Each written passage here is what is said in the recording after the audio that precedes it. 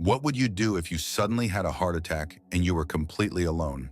Imagine feeling a pain in your chest so intense, it feels like your heart is about to burst and there's no one around to help. Would you know what to do in the next 10 seconds? Believe it or not, this isn't a scene from an action movie. This is the daily reality for millions of seniors living alone right here in America, facing the quiet terror of a heart attack with no one to call for help. Hello, I'm Dr. Arthur Miller. I'm 73 years old and I've been practicing cardiology for over 40 years. In that time, I've treated thousands of patients with heart conditions.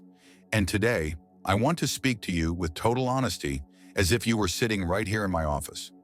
What you're about to hear in this video could be the difference between living and dying. Because when a heart attack happens and you're alone, the chances of dying are as high as 89%.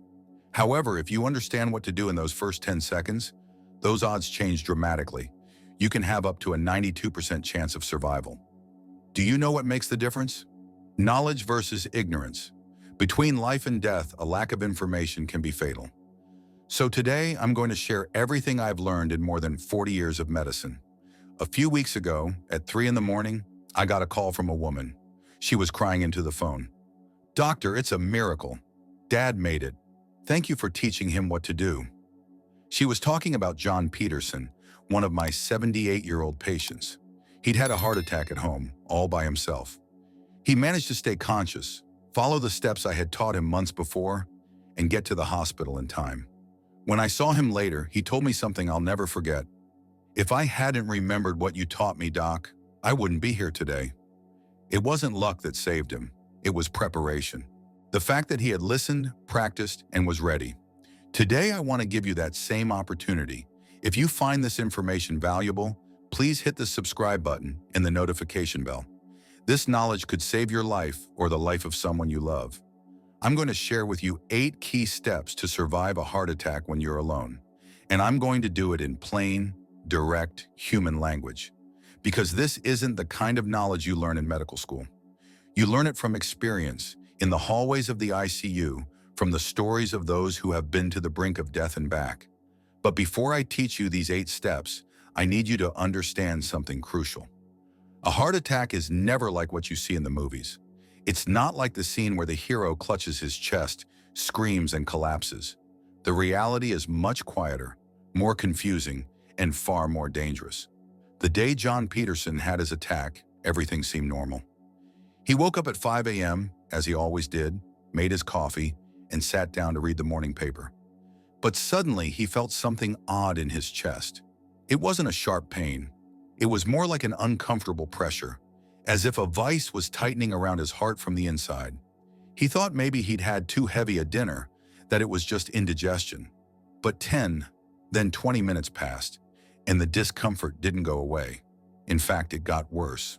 30 minutes later, he started to feel a numbness in his left arm, then a dull ache in his jaw, and in that moment, he knew. This is a heart attack. And that realization changed everything. If he had told himself, "Oh, it's just my age," or "It's just stress, it'll pass," he likely wouldn't be alive to tell the tale. The statistics don't lie. 87% of people who suffer a heart attack mistake the symptoms for something else. They think it's indigestion, a cold, or a pulled muscle. And while they waste precious time, the heart is being damaged with every minute that passes without help. Now listen closely. People over 65 who live alone have a 4 times higher risk of dying from a heart attack than those who live with someone. And it's not because their hearts are weaker, but because when they're alone, they often don't know what to do, or they do nothing at all. But that doesn't have to happen to you, because even if you are alone, you can be prepared, you can learn what to do, and you can act at the right moment. John Peterson wasn't saved by a lucky break. He was saved because a few months earlier, he attended a health talk where I explained exactly what to do if a heart attack caught him alone. And when the moment came, he remembered every single step. Instead of panicking, he looked at his watch, took a deep breath, and said, "Okay, now I need to follow the steps." That is the difference between someone who is prepared and someone who isn't. Those who are prepared stay calm even in the worst moment, because they know what to do, how to do it, and in what order. Those who are not prepared freeze up, fall into despair, and often make decisions that make things worse. And if you also have high blood pressure, diabetes, high cholesterol, or a history of smoking, your risk is even higher. But here is the most important thing. Even if you have all those factors working against you, if you are prepared, you can survive. And not just survive, but do so with the least possible damage. John Peterson is fully recovered today. He's back to taking his walks, reading, and enjoying his grandchildren, all thanks to being prepared. You can do this too. Next, I'm going to tell you the 5 most important signals your body sends before a heart attack and how to recognize them before it's too late. The vast majority of heart attacks don't just happen out of the blue. Your body warns you. I want you to learn these signals well. Write them down and share them. Because if you ever feel them in yourself or see them in a loved one, you can react in time. Signal number 1, a feeling of pressure, squeezing, or fullness in the center of your chest. This isn't a stabbing pain or a burning sensation. It's like something very heavy is sitting on your chest, like a boulder. Some of my patients say, "Doc, it felt like someone was squeezing my heart with their hand from the inside." And pay attention. This pain or discomfort doesn't last for a few seconds and then go away. It typically persists for more than 15 minutes and doesn't get better with normal remedies. Signal number 2, radiating pain. It starts in the chest and then spreads to the left arm. Sometimes it spreads to both arms, the neck, the jaw, or even the upper back. Jaw pain is especially common in women. I've had female patients who thought it was a dental problem and called their dentist instead of heading to the hospital. Signal number 3, extreme, unexplained fatigue. If one day you feel completely wiped out without having exerted yourself, as if your body has no energy left, it could be a sign that your heart isn't getting enough oxygen. This signal is very common in women and is often overlooked. But if it appears with other signals, you must act immediately. Signal number 4, sudden shortness of breath and a cold sweat. You're at rest, you haven't just climbed the stairs, and suddenly you're out of breath, finding it hard to breathe, and you start breaking out in a cold sweat, even if the room is cool or you're sitting in front of a fan. This is one of the most alarming signals and is often confused with a panic attack. But if it comes with chest pressure or radiating pain, it's a clear sign that your heart's in distress. Signal number 5, dizziness, nausea, or vomiting. If you suddenly feel lightheaded, like you're about to faint, or if you feel nauseous or even vomit for no reason, don't just write it off as indigestion. Many people take an antacid or something for their stomach, thinking it's a digestive issue, when in fact they are in the early stages of a heart attack. And here's what's very important. You do not need to have all 5 signals at once. Having just 2 or 3 is enough to suspect a heart attack. And if you have risk factors like high blood pressure, diabetes, high cholesterol, or a history of smoking, just one of these signals is enough for you to act immediately. John Peterson, the patient I told you about, recognized 3 of these signals: the chest pressure, the arm pain, and the sudden fatigue. That was enough for him to understand what was happening and to act without wasting time. Because of that, the damage to his heart was minimal. Today, he's still taking his morning walks and enjoying his grandchildren. And I want that for you too. So now we get to the most important part of this video. The 8 steps you must take if you are alone and you start to feel like you might be having a heart attack. You don't need to be a doctor. You don't need special equipment. All you need is your memory, your calm, and your determination. Because even if you're alone, even if you live far from a hospital, these steps can increase your chance of survival to 90%. So pay close attention, listen calmly, and above all, practice. Because as you'll see, most of these steps can and should be rehearsed before an emergency strikes.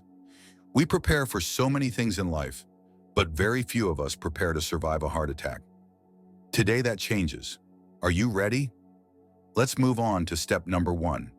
The moment you start to feel symptoms, stop everything you are doing and sit down in a safe place. Don't keep walking. Don't think it will pass. Don't tell yourself, "I'll just wait a few more minutes." Just stop. Find a chair or a sofa with a backrest and sit down, leaning against it. Do not lie flat on the floor. Lying flat can make it harder for your blood to circulate and could worsen your condition. Do not remain standing. The priority is to stay stable and avoid a fall.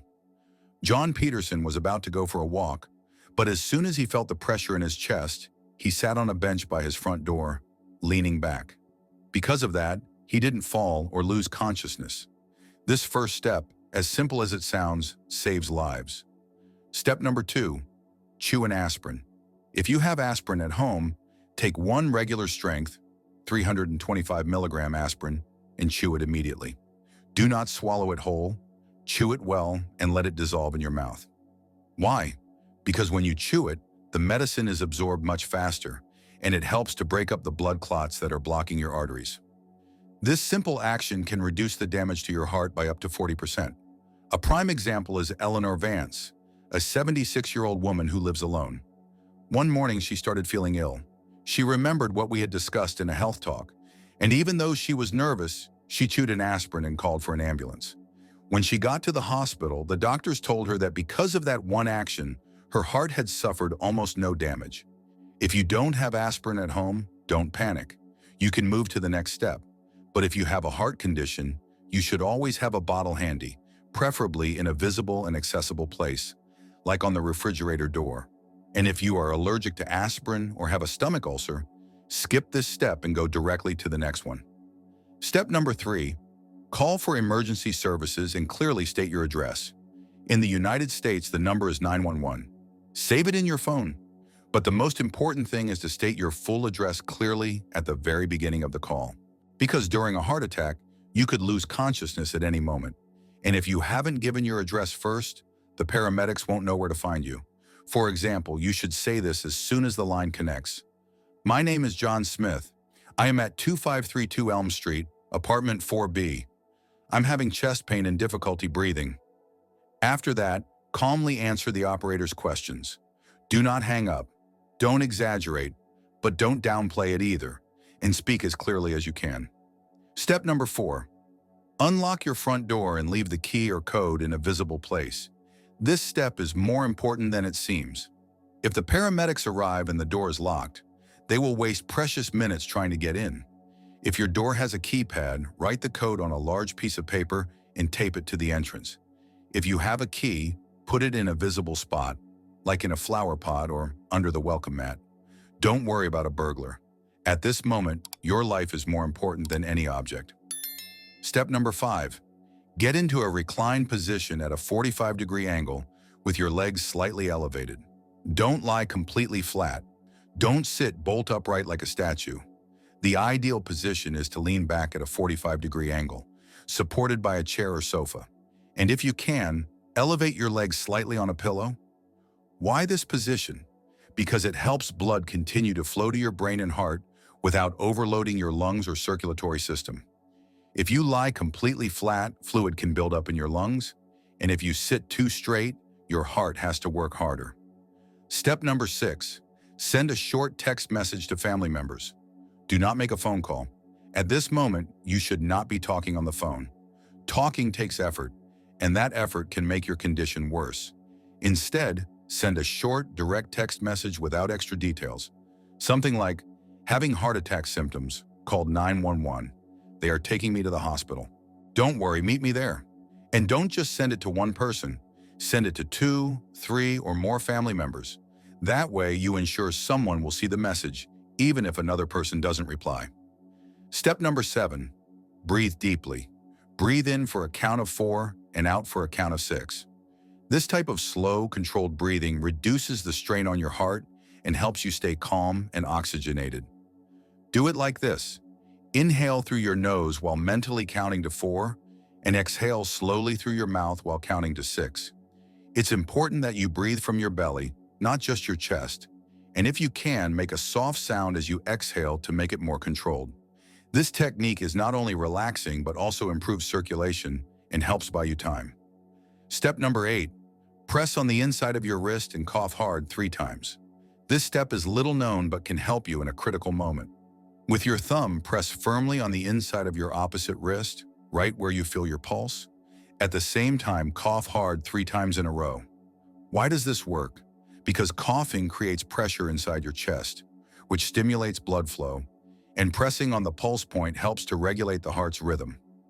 This is not a substitute for medical help, but it is a tool to hold on for a few more minutes. And those minutes can be the difference between living and dying. John Peterson followed these 8 steps with absolute precision. He didn't improvise. He didn't hesitate. He acted like a man who had prepared. 14 minutes after he called for help, the ambulance arrived. They found him conscious, calm, and in the correct position. Today, months later, his heart is working normally, and his story has already saved other people who have watched this very video. Now it's your turn. Learn these steps, write them down, post them on your refrigerator if you have to. So far, I've explained how to act if you're alone and feel like you're having a heart attack. But there is something even more important: preparing before it happens. Because no matter how much you know what to do, ideally, you'll never have to use it. And that is possible. In my career, I've known hundreds of people over 80 who have never had a heart attack. Do you know what they had in common? 3 simple habits that anyone can adopt and that reduce the risk of a heart attack by more than 70%. I call them the 3 golden habits. Golden habit number 1, walk for 30 minutes every day. You don't need to run or do intense exercise. Just walk for 30 minutes every day. It's not the speed that matters, but the consistency. Let me tell you about Frank Sullivan, an 82-year-old man who lives out in Ohio.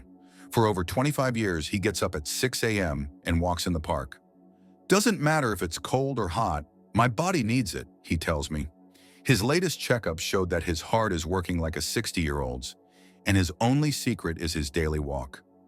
Golden habit number 2, cut back on salt as much as possible. Salt is one of the heart's quietest enemies. It raises blood pressure, hardens arteries, and contributes to heart attacks.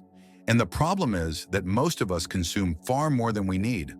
Avoid processed foods, deli meats, canned soups, packaged bread, and canned goods. Instead, eat more fruits, vegetables, legumes, and natural foods. Betty Ann, who is 79, admitted to me that it was hard at first. I thought my food tasted bland, but after a month my palate changed. Now I can't stand salty food. It just makes me thirsty and feel heavy. And since then, her blood pressure has remained stable. Golden habit number 3, quit smoking and drinking, no matter your age. I've heard the same line so many times. Doc, I'm already 70. Why quit now? And I always give the same answer: because you still have time to improve your health. Robert Bob Jenkins, 74, quit smoking at 70 after a 50-year habit. I thought it was pointless, but after 6 months, I was breathing better, sleeping more soundly, and I could even climb the stairs again without getting winded. It is never too late, never. Your body always appreciates the change, and if you are already taking medication for blood pressure, cholesterol, or diabetes, never stop taking it on your own. Those medications are protecting your heart. If you think you no longer need them, talk to your doctor, but don't take that risk on your own. And please get a heart checkup at least once a year. An EKG, a blood test, and a heart ultrasound can detect problems before it's too late. Now, I want to do a review with you. Let's lock this into your mind and your heart. The 5 warning signs of a heart attack. First, pressure or fullness in the center of your chest. Second, pain that radiates to your arm, neck, or jaw. Third, unexplained fatigue. Fourth, shortness of breath and a cold sweat. Fifth, dizziness, nausea, or vomiting. The 8 steps to take when you're alone. First, sit down in a safe place. Second, chew an aspirin. Third, call 911 and state your address. Fourth, unlock the door and leave the key or code in a visible place. Fifth, recline at a 45-degree angle with your legs slightly elevated. Sixth, send a short text to your family. Seventh, breathe in for 4 counts, out for 6. Eighth, press on your wrist and cough 3 times. The 3 golden habits for preventing a heart attack. First, walk for 30 minutes every day. Second, reduce your salt intake. Third, quit smoking and drinking. But there's one more thing I want to ask of you. Write these steps down. Post them on your refrigerator, by your bed, or somewhere you will see them every day. And if you can, rehearse them. Imagine you are having a heart attack. Look at your watch. Sit down, breathe, act. This is not being dramatic. This is preparation. This is prevention. This is loving your own life. And now I want you to do one more thing. Go to your refrigerator, take a piece of paper and write this down. I am prepared. If a heart attack comes, I will not give up. I know what to do, and I will survive. Read it every day. Make that phrase your promise to yourself. Because you are not alone, and because you deserve to live many more years in health, joy, and peace. As a doctor, after 40 years spent alongside thousands of hearts, I assure you, you can beat a heart attack. And today you have taken the first step. If this video has helped you, please hit the subscribe button and the notification bell so you never miss more life-saving content like this. Share it, send it to your parents, your siblings, or your friends. Take care of yourselves, and I sincerely wish for your heart to be healthy and to accompany you for many, many more years. Thank you for staying with me until the end, and I'll see you in the next video.